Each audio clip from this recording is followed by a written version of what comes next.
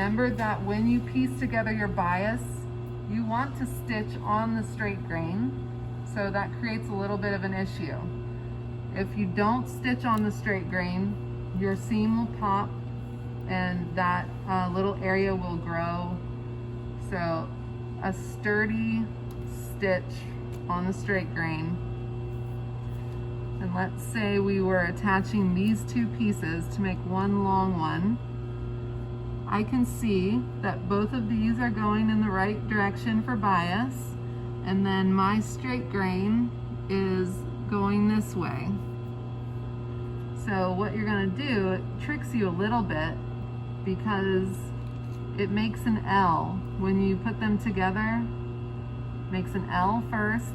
You give yourself a little 1/4 of an inch seam, and then when you fold that over, you have a diagonal seam, but the stitch was made on the straight grain and the remainder is on bias, or the actual bias is on bias grain.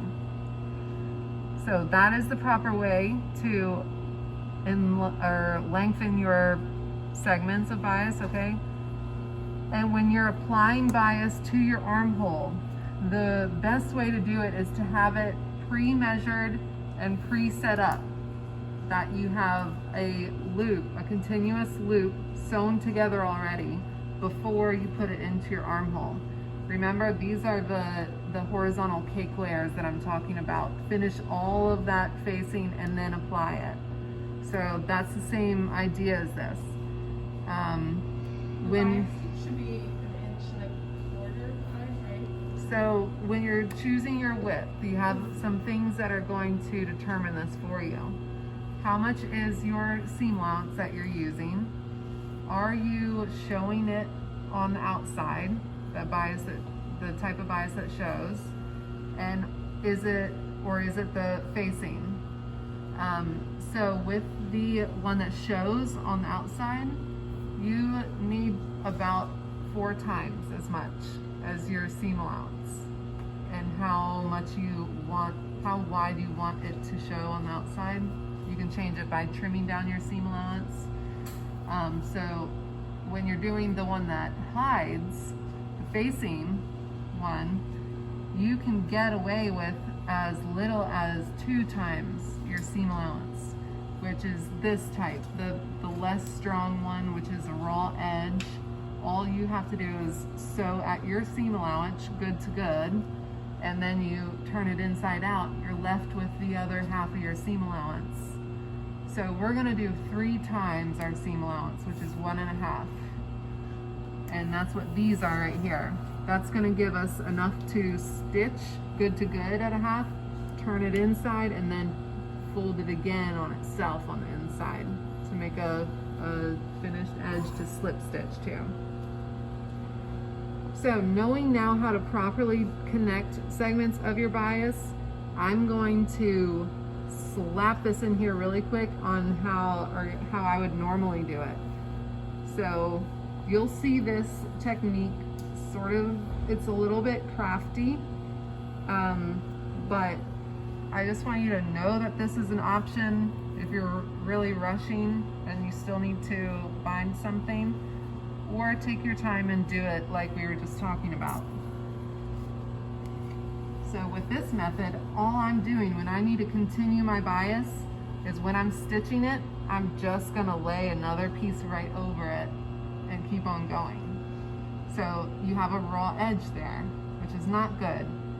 It does its work, but it's not the best.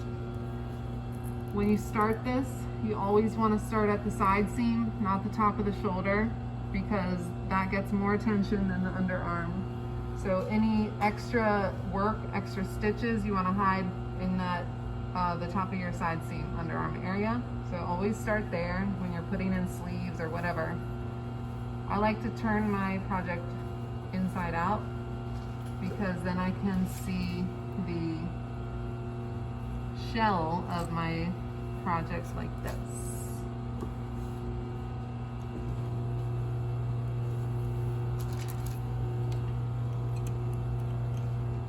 Doesn't do much good for you if you keep the other one on. your zipper feet. It's really hard to stitch a solid line or a straight line. And then again, use that number 10 needle. I found other people using bigger ones and still using bigger ones after so much talking about it, but it makes all the difference. Trust me, use the appropriate needle size for the weight of your fabric. So all I'm doing is starting. I'm going to cut this diagonal section off of my bias. Whatever is my good side, you can see I salvaged this from a previous drape. I'm going to place it good to good, right on the edge, matching up my edge. And this part is crucial. I am letting my bias live a little bit up past my side seam, meaning I'm giving it a little bit of extra like hangout room.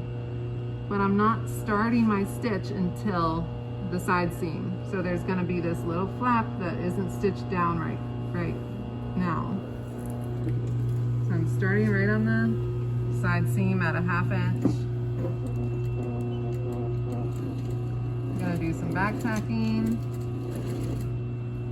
and you want to run along that entire armhole. Be careful not to stretch it. You don't want to use all of its flexibility before you need to.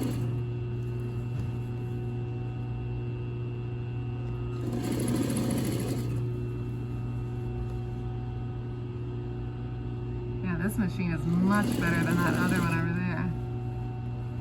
I don't know if anybody uses that one, but try another one. That one's terrible. I was just using both feet to do it. Ugh. Yeah, it sticks at the beginning, which makes it really hard. The machines I use at home, they are the most solid, smooth running industrials you will ever see in your life. It's like crazy difference. What is it? Just a Juki and a Singer and a, what you call it? I can't remember the other name of it, weirdly.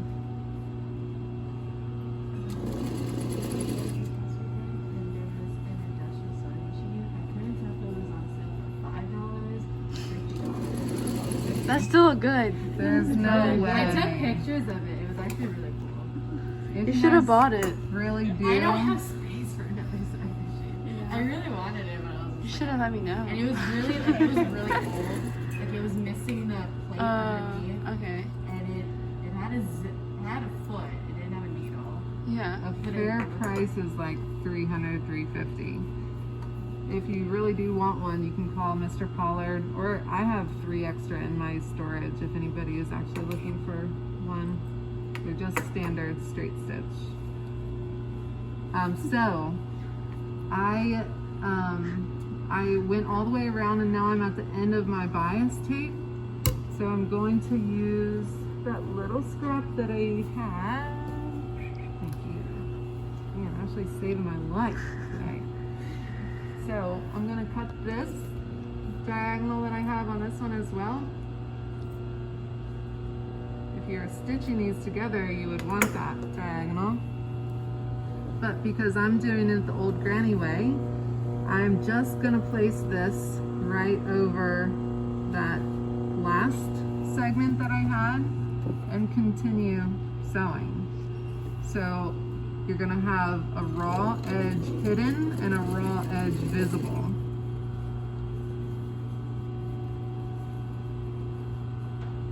And now I'm back coming up on my side seam here.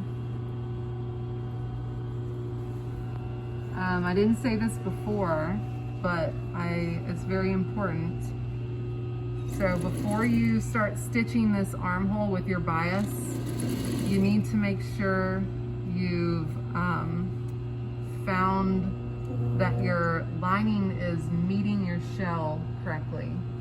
So I had a little bit of overhang with my lining after laying them perfectly together and smoothing out any extra fabric on either side. And then I found there was a 1/4 of an inch of my lining. So pin that in the right area where they're happy together, trim off any excess, and then make sure it's happening like that all around. So you want to make sure the side seam is doing that and the shoulder seam. And then stay stitch. Do a big basting stitch with your machine. Make sure it's not scrunching up your fabric, because that'll change your armhole shape.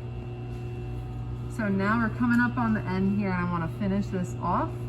How I finish it is we have the tail of this second segment that I put on, right? And we also have underneath here the first stitches that I made and this little itty bitty area that I'm able to fold over. By folding this over, I'm going to finish off this edge of the outer piece of bias, and that's the one that shows. So I'm gonna fold that little bit over. Is everybody seeing that? I'm folding this little bit that I did not sew down. Fold him, and then lay the rest of my bias over it and continue my stitch. And now I can meet my other stitch exactly. I can see it's right there.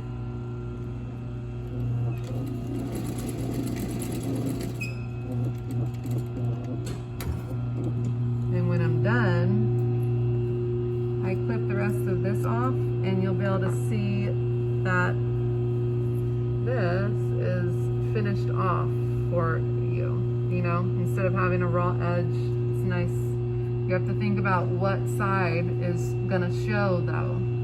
So it's always gonna be the one that you started sewing first. That's what's gonna show on the outside. So we have our bias completely on. It's on curve, so we need to clip all of our seam allowance. Then we can fold it towards the seam allowance, iron it, give it an under stitch, okay? Then you can flip it around and flip the entire seam allowance plus binding around, and that should be the inside look of it. Slip stitch and done, right?